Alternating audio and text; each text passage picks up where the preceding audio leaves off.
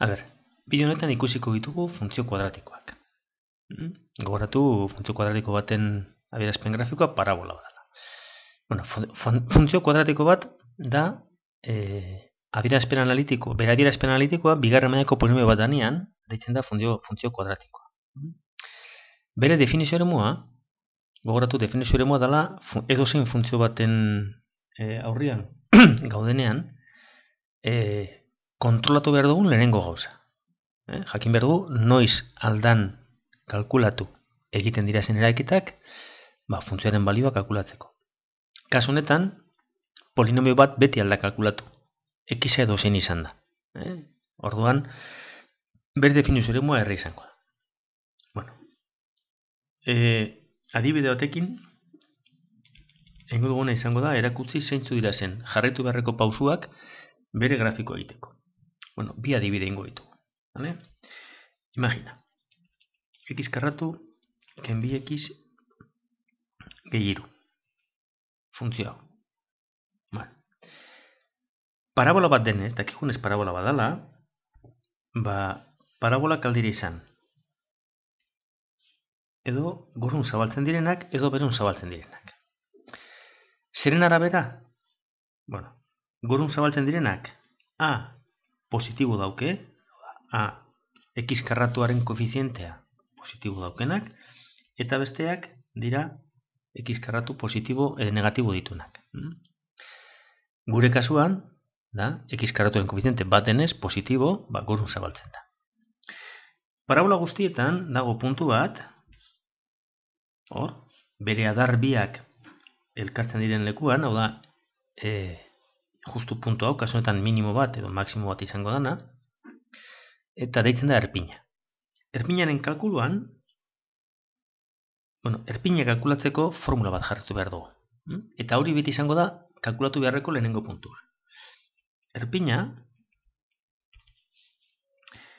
bere puntuaren, bere x-a, bere lehenengo koordenatua kalkulatzen da bigarren mailako ekuazioaren formulan minus b plus minus erro zati bia, erroa barik, minus b zati bia. Kasu honetan, minus bi zati bi bider bat, hau da, minus bi zati bi bat. Orduan, daukagu, tabla bat egingo dugu, eta erpina kokatzen dugu, erpinaren balioa kokatzen dugu lehenengo. Erpina kalkulatu behar dugu, ze x-a bakarrik kalkulatu dugu, eta erpina da bat eta ordeztuta. Bat berbi, ken bi bider bat gehi 3, eta bat berbi bat, ken bi bider bat, ken bi minus bat gehi 3, bi. Bakigu, bat, bi puntuan daukagula erpina. Zergaitik idazten dut hau, hemen, erdian edo, tablaren erdian. Erpina denez, justu horko puntua, hemengo puntua, hau da, simetria ardatza eta parabola nondik zerkatzen duen, ardar biak simetrikoa direnez, egingo dugun izango da hartu hemengo balio bat eta hemengo beste bat. Hartuko dugu. Bat baino txikiagoa dan bat, adibidez 0. Aldugunean, normalean beti da komenigarri kalkulatzean noiz dan 0. Eta beste bat, bi. Distantzia bardinean dagoena. Hauneri, batari ken bat egin diogu eta batari gehi bat egin diogu. Holan, bakigu hemengo bi balioak bardinak izan behar direla. Beste gauza bat kontrolatu behar duguna, da ea ardatzekiko ebaki punturik daukon. 0 ipinita, x-aren ordez 0 ipinita, zuzenean atarako zaigu zein dan puntu hori oi ardatzarekiko ebaki puntua. Oi ardatzaren ekuazioa x berdin 0 da. Beraz, 0 ipintzen dugunean emoten dau 3. Eta bi ipintzen dugunean 3 emon beharko dabe bai. Bi berbi lau, ken lau 0 gehi 3. OX ardatzekiko ebaki puntuak kalkulatu behar dira egotekotan. Naiz eta gero urteten diren balioak tablan ipintzeko modukoak egizan. badaoz, kalkulatu bere izango dituzu derrigor. Vale? Beraz, ardatzekiko ebaki puntuak. Bai, esan duguna. Oiei, barkatu. Atzera botako tau.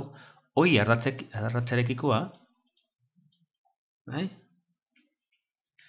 Da, x berdin 0 ipiniz sortzen dana. Kasu honetan, 0 iru puntua. Eta, x ardatzekikoak izango zen y berdin 0 in. Hau da, x karratu, ken bi x gehiru, berdin 0 ekuazioaren soluzioak izango dira. Bueno. Hau, dauden edo ez, aldugu jakin, harinago. Zergaitik? Begira, zelako simple da. Gutoko parabola bat. Olakoa da. Esan dugu erpina, gure kasuan dagoela bat bi puntuan. Hau da, lehenengo kalkulatu duguna, ez? Beraz, bat bi puntua. Eta, x karratu positibo denez, a positibo denez, bakigu gorun zabaltzen da. Bai? Beraz, parabola honek ziur ez daukola x ardatzerekiko ebaki punturik. A negatibo izango bazan, minus x kuadro izango bazan, orduan, eukiko genuke beruntz zabalik, eta orduan bai egongo ziren ebaki puntuak. Beraz, kasu honetan, bai, bakigu ez daudela. Vale? Ez daude ebaki punturik. Ez dugu ebatzi behar. Ebazten badugu, konturatuko gara, ekuazio horrek ez daukola soluzio realik. Hau da, erro barruan agertuko dela zenbaki negatibo bat. Vale? Beraz, atzenuz jota. Lehenengo pausua. Beti idatzi behar duzue definizio eremua. Kasu guztietan. Eta, parabolen kasuan, erre da definizio eremua. Bigarrena, erpina. Erpina kalkulatu. Erpina kalkulatzen da minus b zati bia, hau x-aren balioa minus b zati bia, eta x-a kalkulatu ondoren puntua osoa kalkulatu behar duzu, x-a ekuazio barruan, funtzio barruan ordeztuz. Kasuetan hemen dago. Kalkulua, beraz, bat bi puntua. Erpina eta a x karraturen koefizientea kontutan izan da, gutxi gora bera, markatzen dugu nun dagoen erpina eta gorun zabaltzen bada, jakingo genukeia segituan, OX ardatzekiko ebaki punturik ez direla egongo. Vale? OI ardatzarekiko ebaki puntua beti dago. Beti. Vale? Baina, puntu hori bereziki ez dugu zetan kalkulatu behar aparte, ze tablan erabakitzen badugu beti jartzea 0 balioa, Xaren balioa, urtengo dau, zein dan ebaki puntua. Vale? Orduan, OX ardatzekiko ebaki punturik egon ezkero, tablan gehitu beharko ziren hemen puntu horiek. Ez daudenez, ez ditugu ipintzen. Orduan, tablan agertu behar dira. Erpina, derrigor. Eta gero beste bi balio. Bata eskerraldian eta beste bat eskumaldian. Batutan bi horiek izango dira OX ardatzarekiko ebaki puntuak edo beste bi. Aldan neurrian, komeni da beti 0 hartzea, holan jakingo dugu zein dan OI ardatzarekiko ebaki puntua. Beraz, kasu honetan, aurtu bitugun 3 puntukin, 0, bat eta 2 puntuekin egin daukagu. Orduan bakarri faltatzen da grafiko egitea. Bat 2 puntuan daukagu erpina. Gero 2, 3 eta 0, 3 puntuak. Eta ja segituan elkartzen da. Hau da horren grafikoa. Vale? Orain nengo dugu beste bat, OX ardatzekiko ebaki punturi daukona, eta berun zabaltzen dena. Vale? Bueno. Hartuko dugu minus x kuadro, ken bi x gehiru bere grafiko egiteko. Bueno, lehenengo pausua, definizio eremua. Kasu honetan, ez du borra aurrekoa, esan dugu, funtzio kuadratiko guztietan definizio eremua izango dela R. Vale. Bigarren pausua. Erpina. Bai? Erpina kalkulatzerakoan idatzi behar dugu. X berdin minus B zati bia. Eta orain ordeztuta minus B zati bi bider minus bat. Bai? Geratzen da minus bat. Vale? Minus bat bada X-a, barkatu hemen zatitzen ipini behar dugu. Minus bat bada X-a, ipiniko minus bat, eta ordeztu minus bat hor. Bai? Izango da. Minus bat berbi, ken bi bider minus bat, gehiru. Eta horren boten dago. Minus bat berbi, bat. Kanpoko minusa, minus. Minus bi bider minus bat, bi. Minus bat gehi bi, bat. Eta gehiru, lau. Beraz, erpina izango da, minus bat, lau puntua. Vale?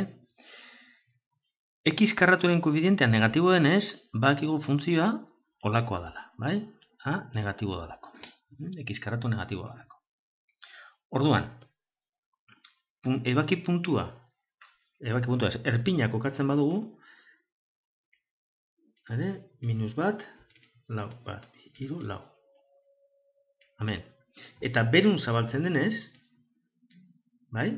Argi dago, ebaki punturik eukiko dituela, OX ardatzarekikoak, bai? Orduan, ebaki puntuak kalkulatuko dugu orain.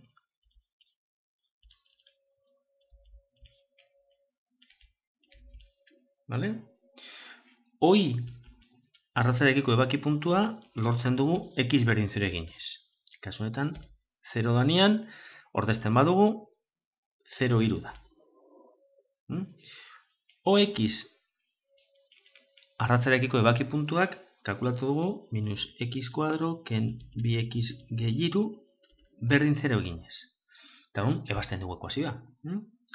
X berdin bi plus minus erro minus bi bider berbi lau gehi amabi zati minus bi bider minus bat lau gehi amabi amasei erro amasei lau bi plus minus lau zati minus bi ditugu 6 zati minus bi minus iru eta minus bi zati minus bi bat.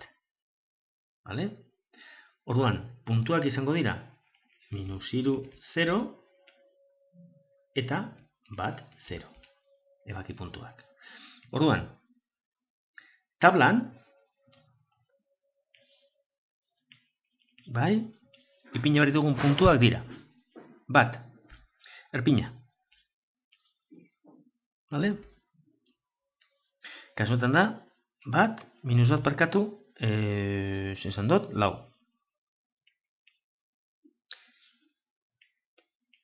Bai. Gero, ebaki puntuak, minus iru, 0, eta bat, 0.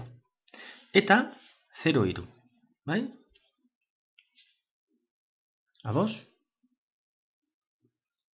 Hoiekin, grafiko ingo dugu. Daukagu. Minus bat, minus iru, minus lau, 0 eta bat. Minus bat danean, minus lau parkatu. Bai? Lau, hau da erpina. Gero daukagu, 0 iru, bat 0, eta minus lau 0. Ez daukagu funtzioa, betikigo, eta holanik egiten dau. Vale?